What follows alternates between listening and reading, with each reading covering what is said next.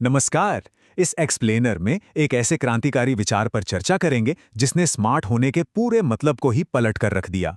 Harvard के मनोवैज्ञानिक Howard gardener की मल्टीपल इंटेलिजेंस या बहुबुद्धिमत्ता थ्योरी ने इंसानी दिमाग और हमारी क्षमताओं को देखने का नजरिया पूरी तरह से बदल दिया है। तो चलिए मानव क्षमता के इन रहस्यों को गहराई से डिकोड करते हैं। इस पूरी चर्चा की शुरुआत एक बेहद दिलचस्प सवाल से करते हैं। क्या ओलंपिक में ट्रैक पर दौड़ने वाला एक शानदार एथलीट बुद्धिमत्ता के मामले में एक क्वांटम फिजिसिस्ट के बराबर हो सकता है? सदियों से समाज ने स्मार्ट होने का एक बहुत ही छोटा और संकीर्ण दायरा तय किया हुआ है। अगर कोई गणित में तेज है तो उसे होशियार मान लिया जाता है, और अगर नहीं है तो उसे शायद उतना बुद्धिमान नहीं समझा जाता। लेकिन क्या वास्तव में इंसानी क्षमता को नापने का सिर्फ एक ही पैमाना हो सकता है?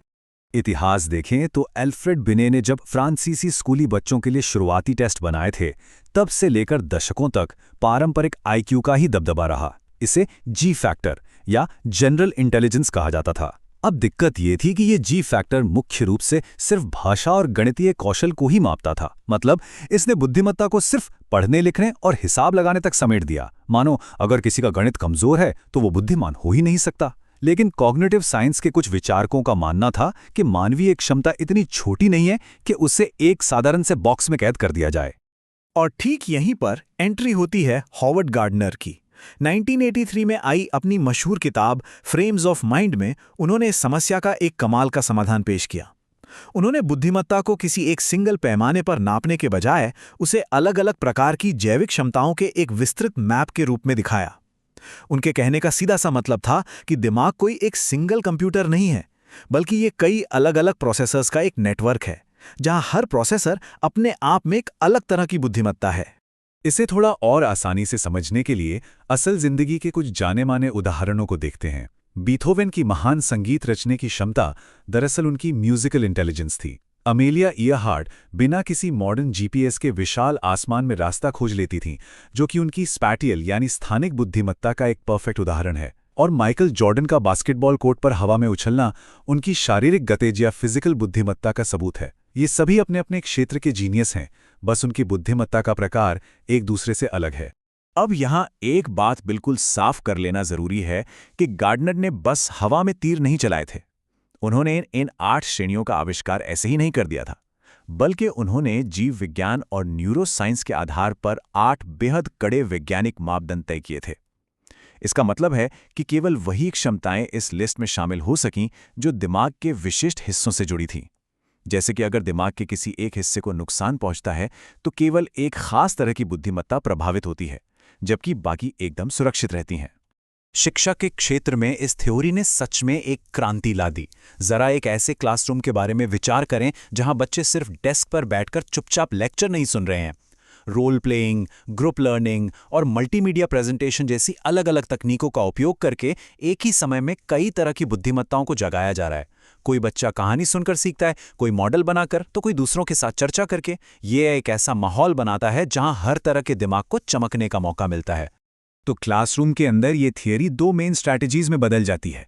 पहला कदम है व्यक्तिगतीकरण यानी इंडिविजुएशन, जिसका सीधा अर्थ है कि हर छात्र की खूबी अलग है और उसका मूल्यांकन भी उसी के अनुसार होना चाहिए।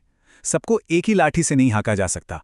और दूसरा कदम है बहुलीकरण या प्लूरलाइजेशन, यानी एक ही विषय को कई अलग अलग तरीकों से पढ़ाना। अगर कोई छात्र गणित के फॉर्मूले से नहीं समझ पा रहा तो शायद वह किसी विजुअल आर्ट या संगीत की ताल के जरिए उसी कॉन्सेप्ट को तुरंत पकड़ ले। अब आगे बढ़ते हैं मिथक बनाम वास्तविकता की ओर, और समय के साथ इस थ्योरी को लेकर जो गलतफहमियां पैदा हुईं उन्हें थोड़ा सुलझाते हैं। 1995 में गार्डनर ने खुद साफ तौर पे कहा था कि बुद्धिमत्ता को किसी डोमेन या अनुशासन के साथ कंफ्यूज नहीं करना चाहिए। इसे ऐसे समझा जा सकता है, शतरंज खेलना, बागवानी करना या रैप म्यूजिक बनाना एक बाहरी गतिविधि या डोमेन है, लेकिन उस गतिविधि में महारत हासिल करने के लिए दिमाग की जिस तार्किक या संगीतमय क्षमता का इस्तेमाल होता है वो हमारी अंतर्निहित जैविक बुद्धिमत्ता है। जो बाहर दिखता है और जो भीतर काम करता है वो दोनों एकदम अलग हैं। एक और बहुत बड़ी कंफ्यूजन है मल्टीपल इंटेलिजेंस और लर्निंग स्टाइल्स को एक ही मान लेना। ये दोनों बिल्कुल भी पर्यायवाची नहीं है। बुद्धिमत्ता एक वास्तविक जैविक क्षमता है। यह दिमाग की एक कंप्यूटिंग पावर की तरह है। जबकि लर्निंग स्टाइल केवल जानकारी को ग्रहण करने का एक पसंदीदा तरीका है। जैसे कोई देखकर अच्छा सीखता है और कोई सुनकर। किसी के पास म्यूजिकल इंटेलिजेंस हो सकती है, लेकिन इसका मतलब ये बिल्कुल नहीं है कि वो हर चीज केवल गाकर ही सीखेगा।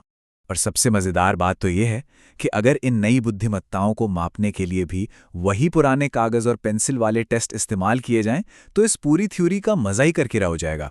गार्डनर की चेतावनी थी कि आकलन हमेशा इंटेलिजेंस फेयर होना चाहिए। मतलब किसी की स्पेशल बुद्धिमत्ता का असली टेस्ट एक कमरे में बैठकर कागज पर नहीं लिया जा सकता, बल्कि उसे किसी अनजान इलाके में नेविगेट करने का टास्क देना कहीं ज्यादा सटीक तरीका होगा। अब आते हैं इस पूरी कहानी के सबसे इंटरेस्टिंग हिस्से पर, वैज्ञानिक बहस। मनोवैज्ञानिकों और शिक्षकों के बीच इस पर काफी चर्चा हुई है।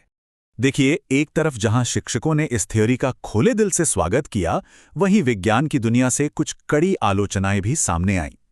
कॉग्निटिव मनोवैज्ञानिकों का तर्क है कि इस थ्योरी को साबित करने के लिए पर्याप्त ठोस वैज्ञानिक डेटा मौजूद नहीं है। वो आज भी दृढ़ता से यही मानते हैं कि इंटेलिजेंस टेस्ट में जी फैक्टर यानी सामान्य बुद्धिमत्ता ही सबसे भरोसेमंद पैमाना है। उनका कहना है कि बाकी सब केवल टैलेंट या कौशल हैं, बुद्धिमत्ता नहीं। लेकिन इसके जवाब में इस थ्योरी के सपोर्टर्स का तर्क भी कुछ कम नहीं है। उनका बचाव यह है कि मल्टीपल इंटेलिजेंस सिद्धांत वास्तव में जी फैक्टर को पूरी तरह से खारिज नहीं करता है। बात सिर्फ इतनी है कि जी फैक्टर मानव क्षमता को मापने का इकलौता पैमाना नहीं हो सकता। ये अन्य कई सावधानीपूर्वक जांची गई जैविक क्षमताओं के साथ मौजूद रहता है।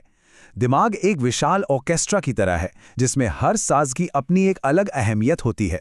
इस एक्सप्लेनर के खत्म होते होते एक बहुत ही गहरा और विचारोत्तेजक सवाल पीछे छूट जाता है। क्या अब समय आ गया है कि समाज सफलता मापने के अपने पुराने पैमानों का विस्तार करे, या फिर हमें उन्हीं पारंपरिक अकादमिक टेस्ट तक ही सीमित रहना चाहिए? मानव क्षमता को देखने का नजरिया इस बात पर निर्भर करता है कि हम किसे अधिक महत्व देते हैं।